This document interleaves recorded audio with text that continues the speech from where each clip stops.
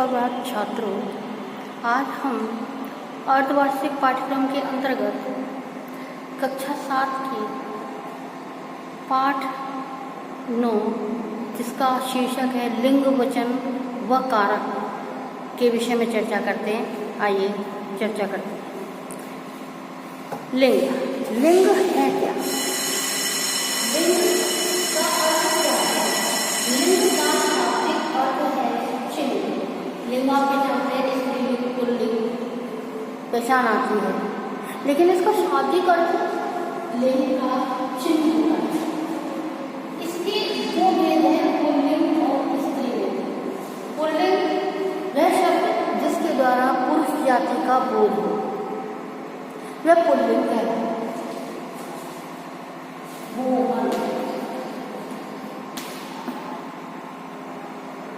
नाम हो गया, पुल्लिंग है, पुरुष जाति का बोध हो रहा है, तो ये पुल्लिंग में आ गया।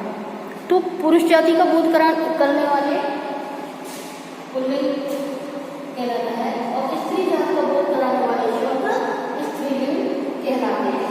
तो पुरुष जाति के बोध में क्या क्या हम कर सकते हैं? ये तो नाम आ गया, तो कोई बात नहीं, हमने नाम से जान लिया कि पुरुष का नाम पुल्लिंग में है। तो लेकिन यहाँ पर देखिए, महासागर, महाद्वीप, देश, वृक्ष, धातु, वृक्ष, महाद्वीप,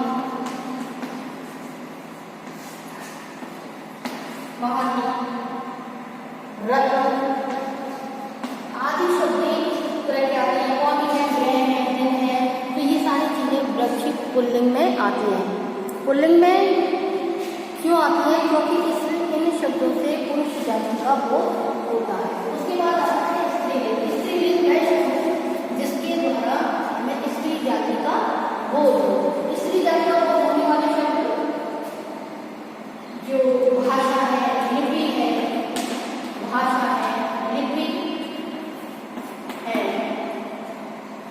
लिपि है, पुस्तक है, आहार है, पुस्तक है, नदी, झील, ये सारी चीजें, ये हमारे जीवन में ये सभी चीजें, इनके नाम वो स्त्रीलिंग का बोध कराते हैं। उसके बाद आया कि भेद जो बहुत सरल है, बहुत आसानी से पहचाने जाते हैं। फिर सुन लीजिए, पुरुष जाति का बोध कराने वाले शब्द पुल्लिंग कहलाते हैं, और स्त्रीलिंग जाति का बोध कराने वाले शब्द स्त्रीलिंग कहलाते हैं। लेकिन फिर भी ध्यान देने जो बात है कि पुल्लिंग में ये तो मैंने कम लिखे हैं, धातु, वृक्ष, महाद्वीप, महासागर, देश, विदेश, रत्न, ग्रह, देवन, ये सारी चीजें, पर्वत, संख्याओं के नाम, पशु पक्षियों के नाम, ये सारे हमारे पुल्लिंग में आते हैं। स्त्रीलिंग में आता है भाषा, लिपि, पुस्तक, नदी, झील, ये हमारे इसमें आती है स्त्रीलिंग। आहार में है, ये जो है सारी फसलों के नाम, ये सारे फसलों के नाम भी आते हैं, स्त्रीलिंग में ही आते हैं। अब ऐसा है कि क्यों लिंग परिवर्तन जब किया जाता है, क्या पुरुष पुल्लिंग से स्त्रीलिंग, स्त्रीलिंग से पुल्लिंग में, तो हमारे किन किन नियम को ध्यान में रखना चाहिए? कौन कौन से ऐसे नियम है जहाँ हमें उस पर ध्यान देना आवश्यक है, जहाँ कोई भ्रमित न हो? तो सबसे पहले परिवर्तन के नियम है क्या? फर्स्ट नंबर है आ को आ में करना, के करके, चेंज करके, यानी परिवर्तन करके। तो आ को आ में करके, आ में बदल के करते हैं, तो हमारा ये क्या हो जाता है? जैसे हमने लिखा शिष्य, तो इसका हो जाएगा शिष्या। बाला, बालाएं, बाला, बाल का बाल हो गया। तो इस तरह से अनेकों शब्द हैं, प्रिय का प्रिया, इस तरह से आखिरी मात्रा होता है। दूसरा है आ या आ, उसको ई में परिवर्तन कैसे करते हैं? ई में परिवर्तन करने के लिए उसमें जैसे घोड़ा है, आखिरी मात्रा आ रहा है, यहाँ पे ई में परिवर्तन करना है,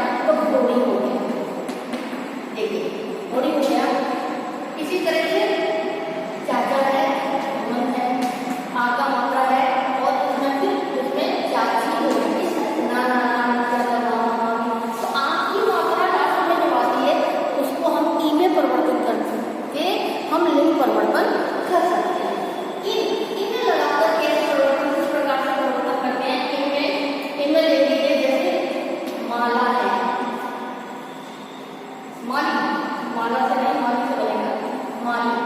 अब माली शब्द तो है, लेकिन इसको जब हम परिवर्तित करेंगे इन लगा के तो मालिन बनेगा। ग्वाला है, ग्वालिन बन जाएगा।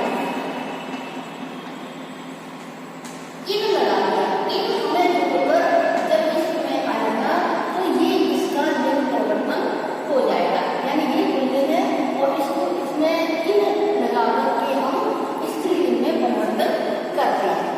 इसके बाद आता है एक और शब्द लगा के, जैसे लेखक है, लेखिका कर सकते हैं, तो ये स्त्रीलिंग में आता है लेखिका। गायक है, गायिका हो जाए, गायक है, गायिका हो जाए।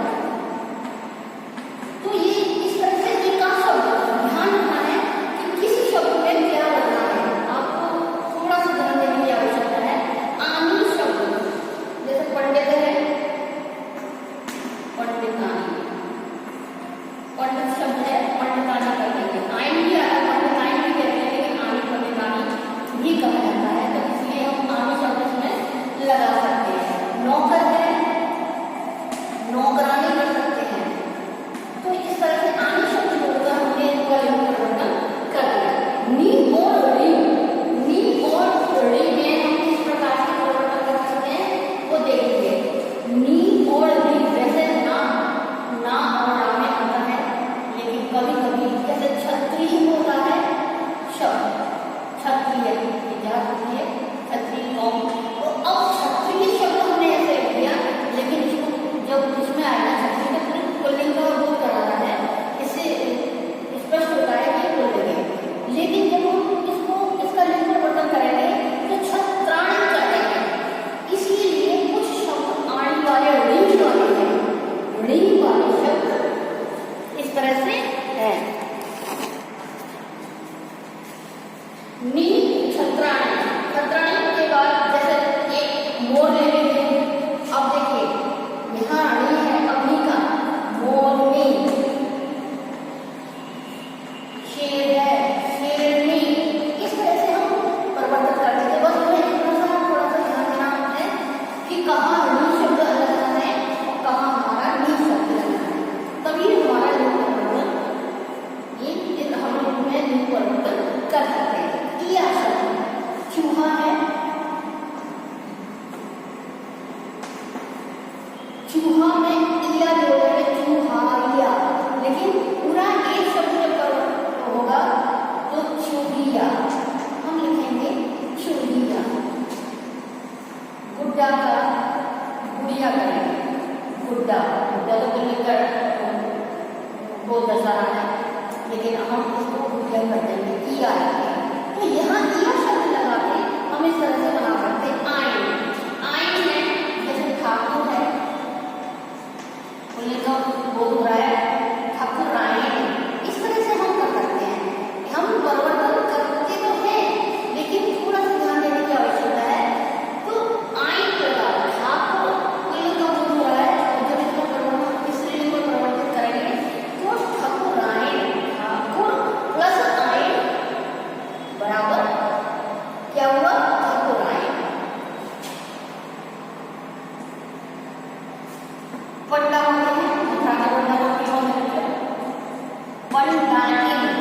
इस तरह से कर सकते हैं।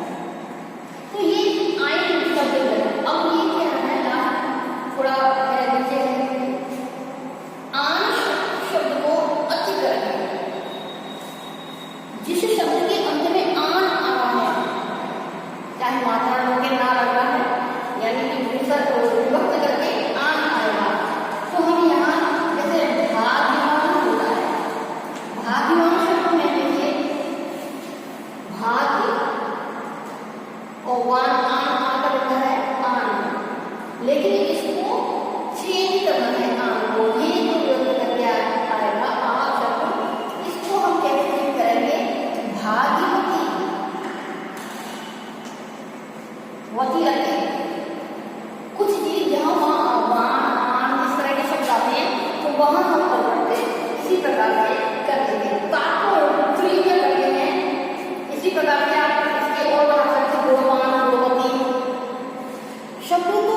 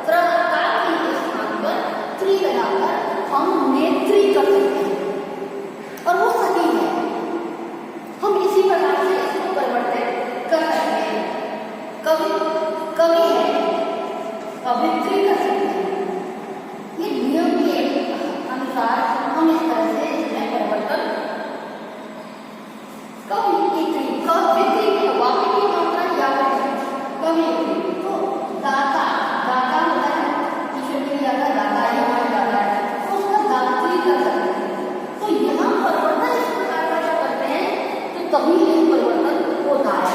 इन्हीं करके उसमें कोई भी शब्द है उसमें इन्हीं जोड़कर, अब देखिए इन्हीं शब्द की स्थिति में आ सकता है हमारा, तो जैसे संन्यास, संन्यास शब्द ले लेंगे, एक शब्द आता है संन्यास के नाम से, संन्यास लेना, संन्यास ग्रहण करना, है ना, हर किसी को संन्यास नहीं दे सकते। इसको हम चेंज करेंगे, संन्यास पुल्लिंग का बोध कर रहा है, पुल्लिंग हम जान रहे हैं कि पुल्लिंग है, लेकिन जब हम इसे संन्यास इन्हीं लग जाएगा, संन्यास प्लस इन्हीं, संन्यास प्लस इन्हीं, तो ये बन गया संन्यासिनी, संन्यासिनी, ई आ गया। सातों पहले था इन्हीं मात्रा छोटी हो गई, इधर से ई रखे और ये इन्हीं हो गया, तो इन्हीं ये शब्द जोड़कर फिर हमने इसको परिवर्तन किया स्त्रीलिंग में, जिससे कि स्त्रीलिंग का बोध हुआ। उससे पहले ये शब्द संन्यास शब्द पुल्लिंग का बोध करा। उसके बाद आता पूरा बदलने वाले शब्द पूरे बदल जाते हैं। देखिए वर्ग का बहु हो जाता है, पति का पत्नी हो जाता है, और मत है, तो इस तरह से बिल्कुल चेंज है, इससे कोई मेल नहीं है, या इसी को परिवर्तन नहीं कर सकते। इसका कब इसी कहते हैं क्यों बदलने वाले शब्द कौन से हैं? वर्ग का बहु, पति का पत्नी, पति का पत्नी, राजा का रानी, इस तरह से सब अलग हैं, ये बिल्कुल डिफरेंट हो जाते हैं, बिल्कुल अलग हो जाते हैं, और इनको कोई रूप में हम करते हैं। भाई बहन, भाई बहन बोलेंगे ये अलग है, भाई है इसको करेंगे तो बहन, इस तरह से हमारे अलग हो जाते हैं। नर और मादा, ये दो चीज एक और बताएंगे, यहाँ से जो नर होते हैं पशु पक्षी इस तरह से जो होते हैं उनके नाम, तो वहाँ हम उसमें पुल्लिंग बनाते समय नर लिखा जाता है, कुछ पक्षी पशु पक्षी के उसमें पक्षियों के नेम से पहले, और बाद में मादा भी आता है जो स्त्रीलिंग का बोध कराता है ना।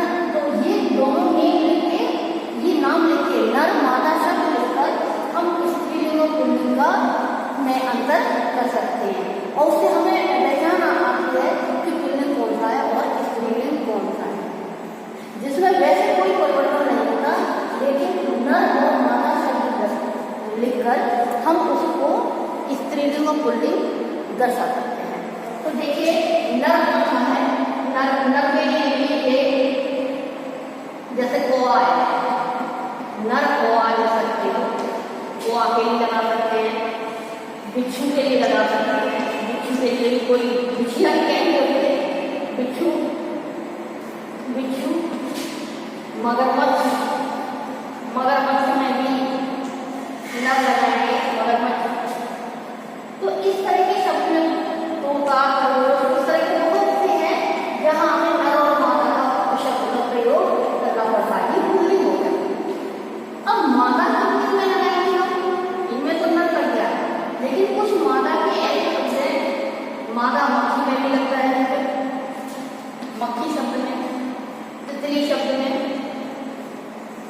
तितली शब्द में, मैना शब्द में,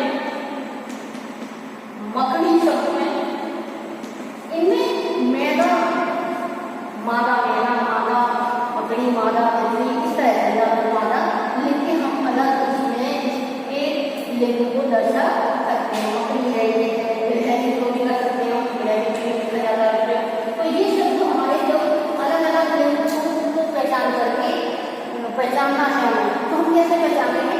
जब इसमें नर और मादा शब्द लगे होंगे, इनसे पहले यहाँ पुल्लिंग के लिए नर लगता है इसमें, और यहाँ मादा लगता है पहले, तो हमें पुल्लिंग और स्त्रीलिंग पहचानने में बिल्कुल भी समय नहीं लगेगा, और हम कभी भ्रमित नहीं हो सकते।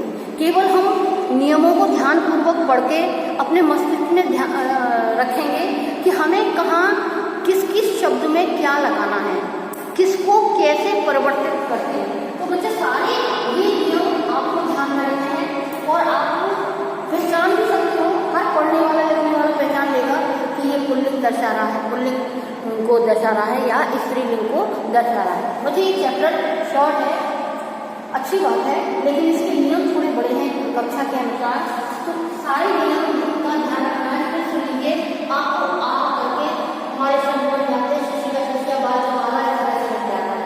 सेकंड नंबर और आ ई में परिवर्तन करने के बाद बनता है घोड़ा घोड़ी जाता जाती मामा इस तरह से बनता जाता है। थर्ड नंबर पे इन लगा के माली है मालूम बन गया, लिंग परिवर्तन हो गया, वाला है वाले बन गया।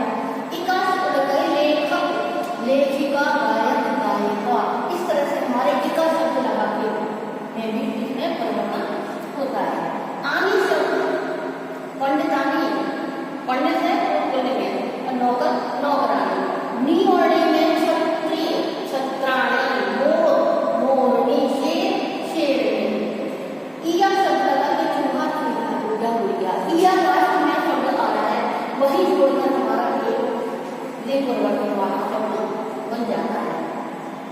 आगे आई शब्द ठाकुर है तो लिंग का बोध करा रहा है, लेकिन जब आई शब्द जोड़ेंगे ठाकुर प्लस आइन तो ठाकुर रानी, पंडा पंडाइन, इस तरह से आई शब्द करके कुछ है ऐसे शब्द जहाँ आपको ध्यान देना है। आन को अधिक करके भाग्यवान, भाग्यवान तो यहाँ भाग्यवान, तो इस तरह से हम रूप है, रूपवती, रूपवान है, रूपवान है, रूपवान को कैसे करेंगे रूपवती, गुणवान गुणवती, इस तरह से हमारा पति में परिवर्तन करके उसका लिंग परिवर्तन हो जाता है। काम को क्री में करके कुछ शब्द ऐसे हैं जहाँ क्री की लगाना होता है। नेता नेत्री, नेताएं नहीं करेंगे, नेत्री लिखा जाता है। कवि और कवित्री, दाता दाता, ये शब्द इन्हीं में करके इन्हीं लगाकर हम संन्यास संन्यास पूरा बदलने वाले शब्द बिल्कुल ही बदल जाते हैं। वर वधू पति पत्नी राजा रानी भाई बहन, तो यहाँ बिल्कुल ही लिंग परिवर्तन करते समय पूरे शब्द ही बदल जाते हैं, वो आपको ध्यान देने हैं कि उनसे बिल्कुल अलग पड़ जाते हैं। नर मादा लिखने वाले दोनों लिंग का बोध कराने वाले ये शब्द दूसरे शब्द से पहले नर और मादा शब्द प्रयोग करते हैं, प्रयोग करते हैं, तो वह स्त्रीलिंगों को का बोध कराते हैं। नर शब्द वाले शब्द पुल्लिंग का बोध कराते हैं और मादा शब्द कभी हुए वो स्त्रीलिंग का बोध कराते हैं। यही आपको चैप्टर में लिखना है बच्चों। एक चैप्टर जो आगे के चैप्टर हैं उसमें से थोड़ा सा और बताना चाहेंगे, उसी में से ही होमवर्क दूंगी मैं, क्योंकि आप जब तक उसका अभ्यास नहीं करेंगे तब तक आपको समझ नहीं आएगा। चैप्टर नंबर 21 यानी कि 21, चैप्टर नंबर 21 में देवनंदिनी डायरी है, जिसमें बच्चों सिलेबस में दिया है। देखिए अभी आपका आ रहा है देवनंदिनी डायरी में, डायरी का दिया हुआ है पूरा, बुक से ही बता रही हूँ मैं। तो यहाँ देखिए देवनंदिनी डायरी, कुछ लोगों को पुराने समय में डायरी लिखने का बड़ा शौक था। एक ये हॉबी है, शौक है हमारा, लेकिन लिखते समय हमें क्या क्या ध्यान रखना चाहिए वो भी तो देखना है। हम तो डायरी तो किसी भी तरह की लिख सकते हैं, कुछ लोग तो खर्चे ही खर्चे लिखते रहते हैं दैनिक डायरी में, और लेकिन कभी कभी डायरी का अर्थ ही दूसरा है जो हम लिख रहे हैं। डायरी लिखने से पहले हमें उस दिन की दिन तिथि और समय पूरा लिखा जाता है। इधर बता देते हैं तो तिथि, दिन, तिथि और समय, ये 3 चीजों का ध्यान रखना है। ये जरूर लिखना आवश्यक है। ये लिखना इसलिए आवश्यक है क्योंकि मालूम पड़ जाएगा ये किस दिन लिखा गया है, किस समय लिखा गया है और किस बार को लिखा गया है। इसे सोने से पहले लिखना चाहिए या दिन में पूरी घटित घटनाएं लिखनी है आपको, क्या घटित हुआ उस दिन पूरे दिन, तो आप लिख सकते हो। लिखने के पश्चात उसके बाद आपको अपना नाम जरूर लिखना, यानी कि हस्ताक्षर लिखने हैं कि ये डायरी किसने लिखी है। बच्चों, जब हम कोई चीज लिख रहे हैं और कोई थर्ड पर्सन या तीसरा कोई आता है और उस डायरी को पढ़ता है, तो उसे ये भी नहीं मालूम कि किसकी है। ठीक है, उसके जिसके हाथ से करोगे तो ज्ञात हो जाएगा कि ये इसकी डायरी है, लेकिन नाम लिखना आवश्यक है। लिखते समय क्लिष्ट भाषा, कठिन भाषा नहीं लिखनी चाहिए। तो देखिए, थोड़ा सा हम बताना चाहेंगे। ये ब्लॉक है, ये डायरी का पूरा ब्लॉक होता है। यहाँ दिन समय पूरा लिखिए। क्यों बच्चों? क्योंकि हमें मालूम हो जाएगा किस दिन है, वार लिखेंगे, जो भी है आप लिख सकते हो। तिथि लिख सकते हो, यहाँ वार, तिथि, वार और टाइम क्या है, समय क्या है, रात्रि है, सुबह है,